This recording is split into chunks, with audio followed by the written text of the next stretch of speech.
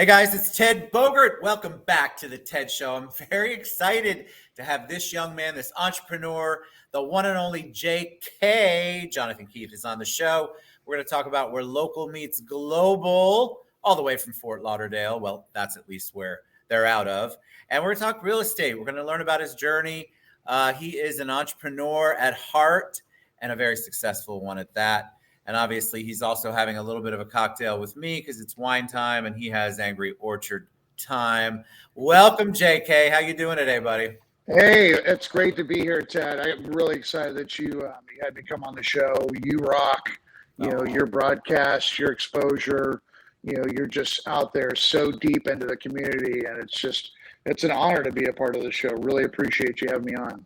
Well, that's so surprising and sweet. Thank you very much. But I get to talk to amazing people like you, and I get to hear journeys and stories because, you think you know everyone and you know a lot of things, but it's so cool to hear the story and the journey from the actual horse's mouth.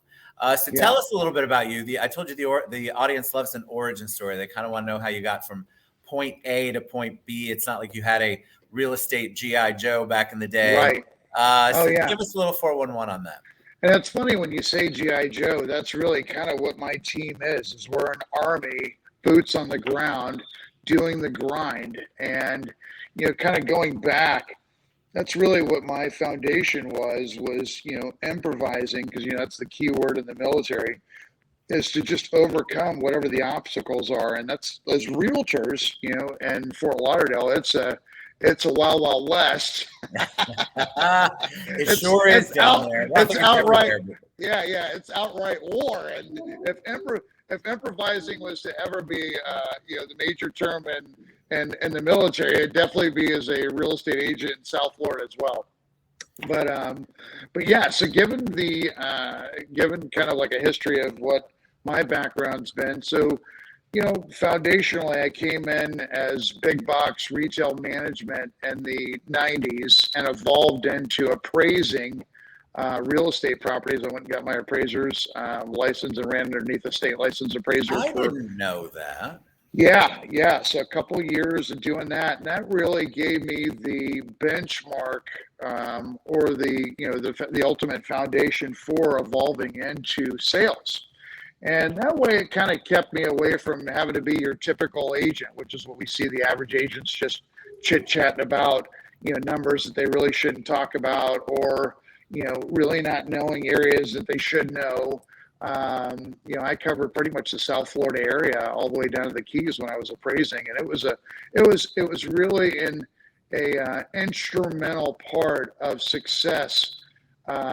Even to this day, we're using that same experience, reviewing appraisals and getting down and dirty in the minutia of, the line item comments and valuations that these appraisals are coming back at. So that was really like the beginning of my experience. What a beautiful foundation that is for you, because I think a lot of real estate professionals, they know how important an appraisal is. Obviously, it's very important. But they don't really understand how it works. And in our world, I think it's so important for you as kind of the puppet master of the entire transaction, having to handle everybody. Understanding that gives you such a huge advantage. Right. Yeah. We've done so many different strategic moves with appraisals when they've not come in value. We've had appeals. We've had we've hired other appraisers to come out and measure up to the appraisal at hand and found a lot of discrepancies. So there's all kinds of different strategies to utilize when you're in valuation situations that aren't meeting the terms that you're looking to have done. And sometimes a lot of these, if they're not coming in value, there are times that we find there is major errors in the end, and you got to have this experience to overcome it. So talk about the move from appraiser, because to me, appraiser, that's a very tough, that and inspection, I just feel like are just very tough jobs in the overall real estate world. You're under a lot of pressure from both sides. Both sides want the right answer, and maybe it's different for each. How did you make the leap into real estate? Yeah, so coming into real estate, I had the appraiser at hand that I was working for decided that she wanted to evolve into a full-blown appraisal office, and I was just seeing, I saw that there was just much more growth and opportunity coming into sales, and that was probably like back in 2000, 2003, and at that time I was investing in properties as well. So between appraising and investing, I evolved into the sales arena and never looked back. Never ever looked back. I've been a full-time, dedicated, committed, and service-oriented realtor for over 20 years. How isn't it it feels like it would be a different set of skills. Inspector, I mean, appraiser, that's not necessarily a sales job. It's to me, very technical. Did you always have a salesy feel to you? Did it come natural to you? Because it feels like it's two different sides of the brain.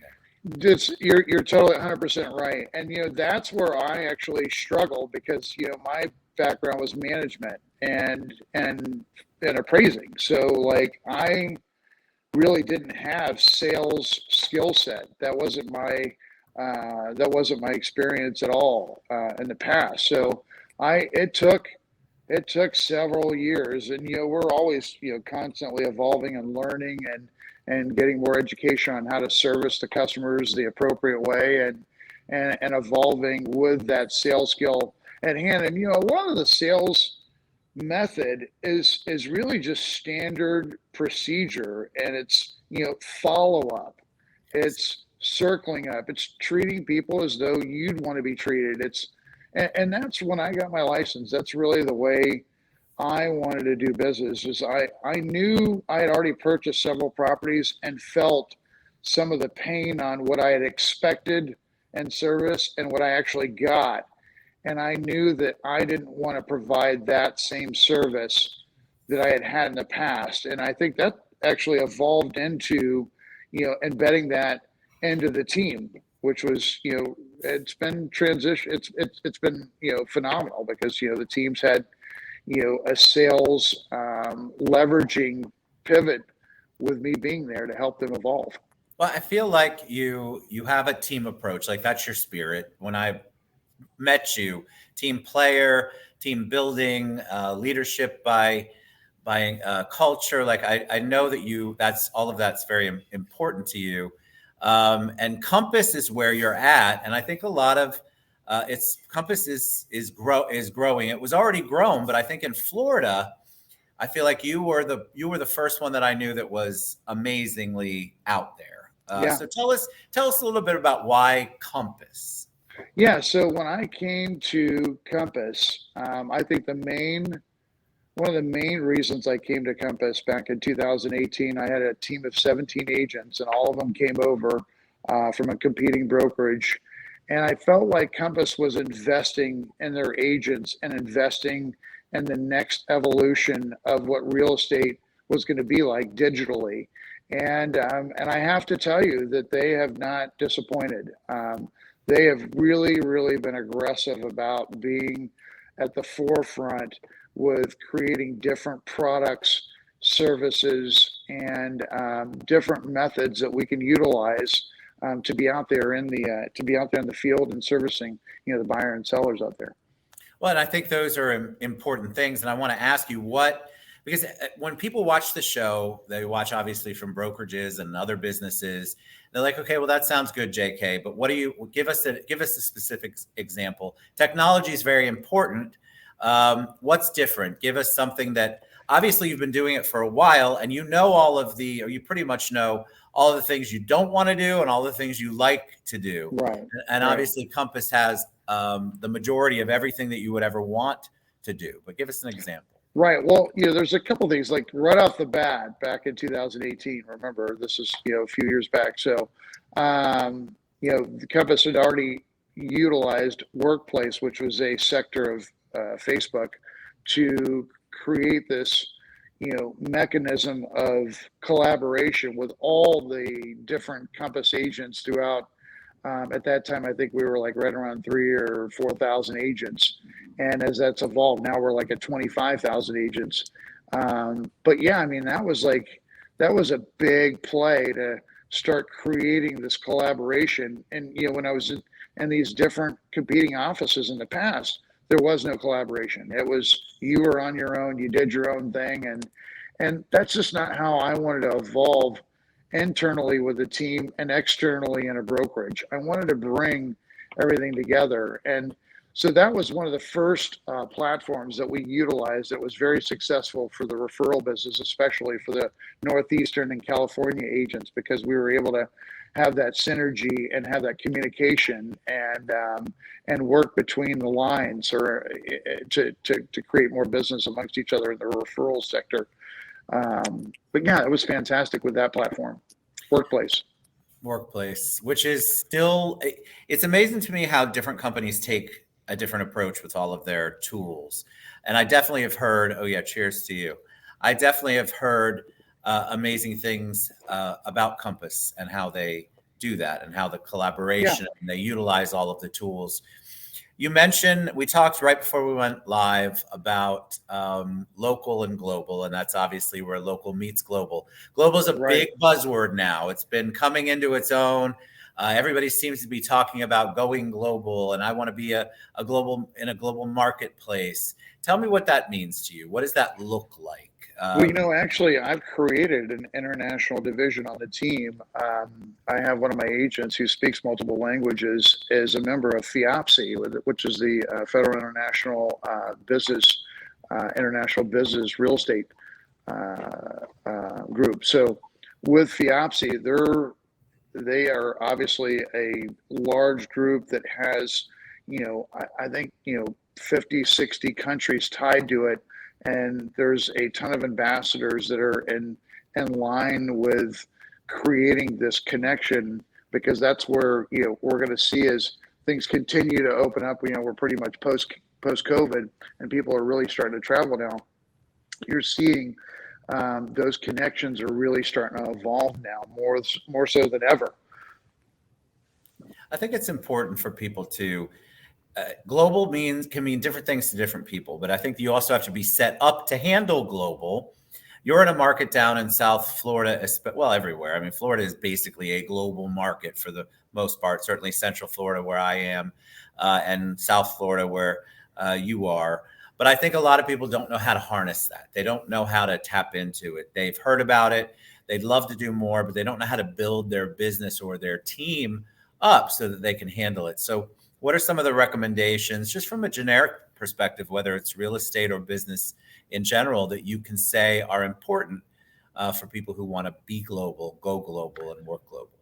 Well, I mean, first of all, South Florida is a hotbed for international business, and obviously Orlando as well. And I can't speak for Orlando because I'm not sure what the platforms are over there, but I will tell you that the Miami Board of Realtors down in South Florida has a international Congress in November. And being a part of that, you'll meet people from all over the world that are, basically the core agents that are driving business out of their countries into the States, and specifically Florida and directly South Florida. And they typically meet over at the Biltmore, as a matter of fact, every year. It's been going on for 50 years.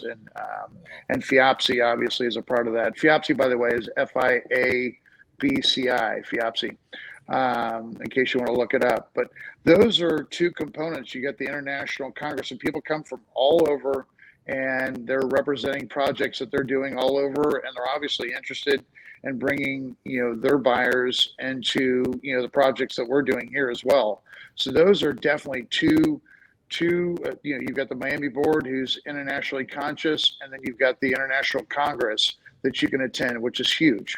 And then you have FIAPSI that you could join as an agent to be more internationally oriented. I serve on the Global Council up here at our Realtor board. And one of the things, I'm newer to it. I've always wanted to go to understand global better. But our market demands that if you want to stay ahead of the game, you need to be playing in the global field in some way, shape, or form.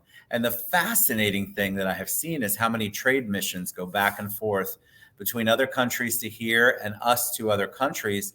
because the demand is so huge Right. both ways. And our local board just got back from London, Dubai.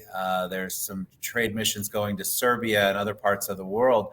And I just never dreamed that those people wanted to come here. I mean, you hear about it, right? They want to come to, I'm in Orlando, so Disney, they want to go to the Mouse. But in reality, they want to invest the actual economy here is attractive to them. And so if you as a business owner, a real estate professional are not trying to figure out how you capture that, get involved in it, you are absolutely missing the global boat, I would say. Yeah. So tell me about team building. So we talked a little bit about that before, and you've mentioned teams before. Before we went live, I mentioned G.I. Joe. You didn't have a real estate G.I. Joe, and we talked a little bit about the thought process there. So when you're building a team, people will talk about it. It's another buzzword, team, culture. What are you doing, JK, as the leader of that? Some of the things that you could recommend, again, regardless of the business itself, so that you can establish that in your organization? It's a touch business, whether it's, working with buyers and sellers, landlords and tenants, or even internally with your agents when you're leading.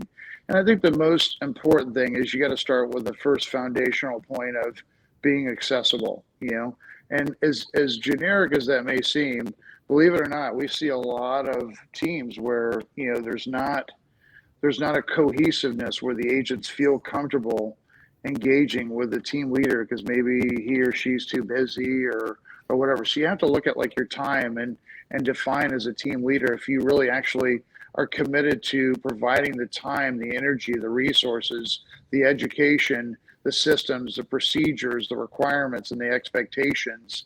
And if you're willing to commit to getting all those items dialed in so it supports a team agent, and you go and you start at one. Great. And once you get one dialed in, you work on the next one, and then you start, each team has its own dynamic, its own different set of rules regarding how they play ball in the field.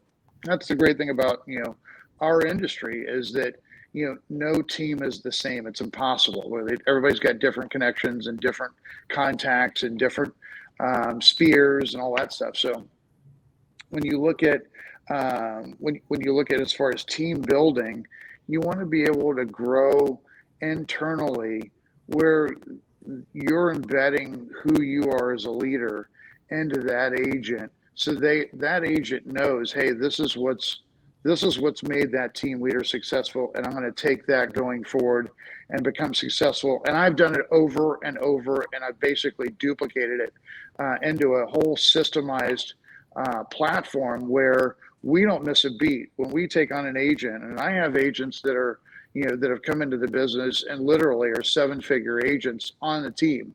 And that's huge, right, Ted? I mean, to be able to be on the team and make 7 figures is ridiculous.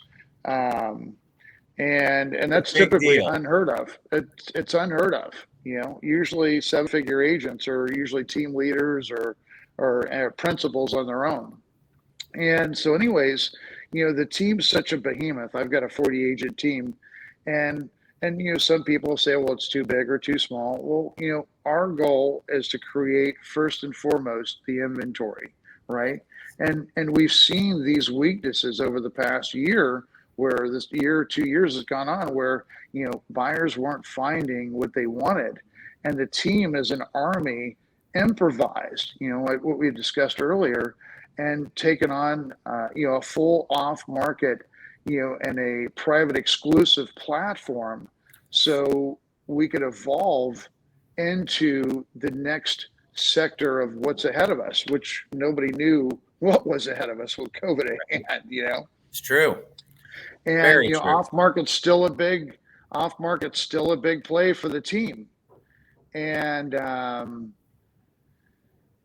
so, at this point, we've actually taken, just to kind of give like a status update. I mean, we've taken about 16, 17 million worth of listings over the past week, Wow. internally on the team. Yeah. Wow. And, and whether that's sellers amazing. feeling like, I mean, it's huge. And for the team, right?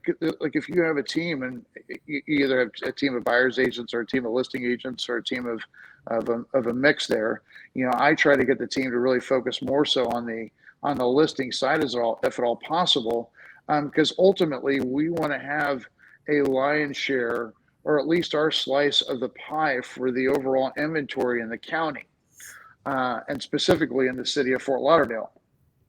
And so when we're focusing on that, internally on the team, we want to be able to work those. We want to be able to have the open houses. We want to be able to have flyer systems out. We want to be able to have the phone calls coming in and being able to market all that stuff. And if you don't have listings, then you're taxi cabin buyers, and that's no Yes, fun. you are.